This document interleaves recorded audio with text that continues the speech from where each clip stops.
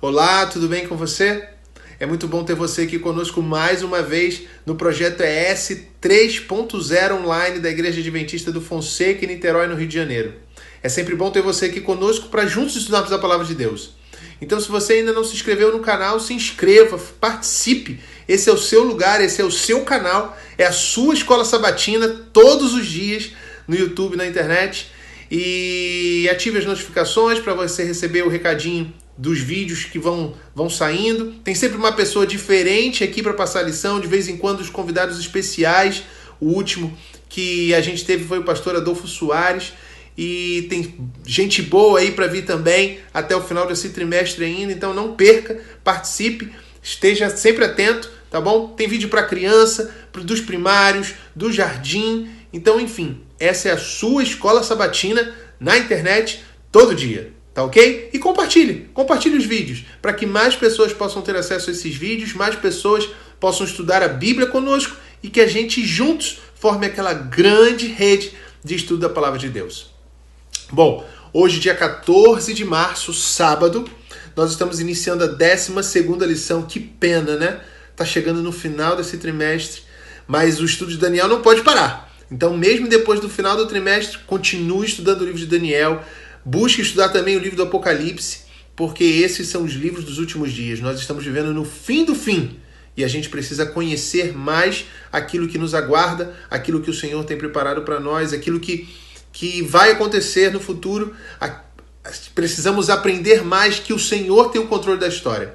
Então estude mais o livro de Daniel. Bom, hoje, como eu disse, 14 de março, nós estamos começando a 12ª lição, que trata de um capítulo bem desafiador. É o capítulo 11 de Daniel.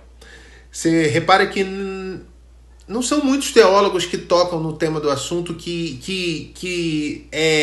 destrincham o capítulo 9, porque ele é um capítulo realmente bem complicado.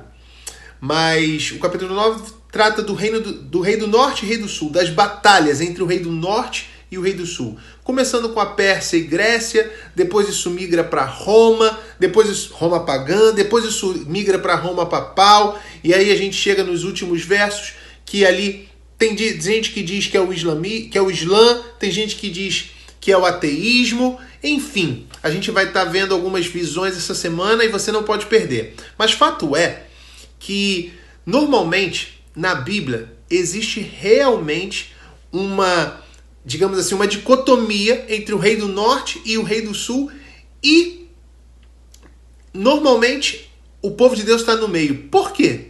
Porque essa referência de rei do norte e rei do sul, primeira lição que a gente vai ter essa semana, ela é baseada de acordo com o ponto de vista de Israel.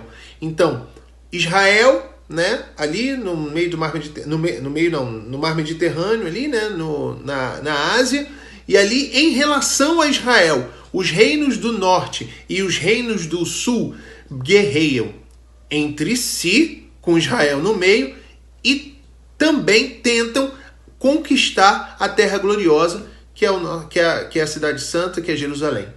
Sabe?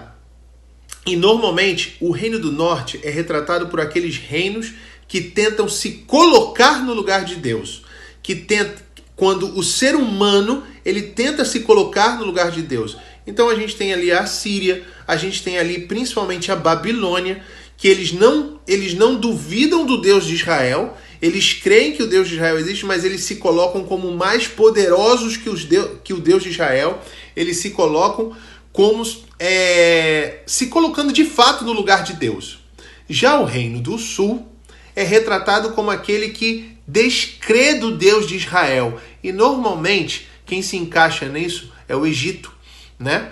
Então o Egito é aquele que se coloca como quem é o Deus de Israel? Quem é o Senhor para que eu creia nele? Quem é o Senhor para que eu obedeça? Ou seja, é aquele que descarta a existência de Deus. Então, por esses aspectos, a gente tem algumas dicas, algumas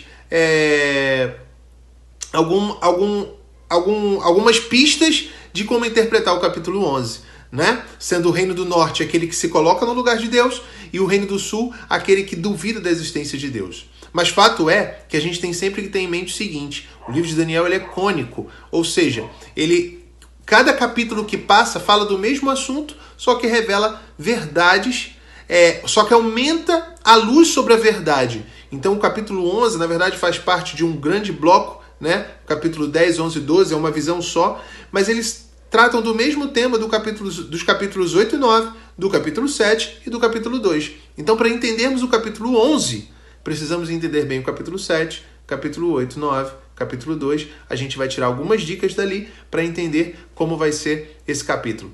Tá bom? É isso aí. Essa semana promete, então você não pode perder. Que Deus te abençoe. Um grande abraço. Fica com Deus. Até logo. Tchau!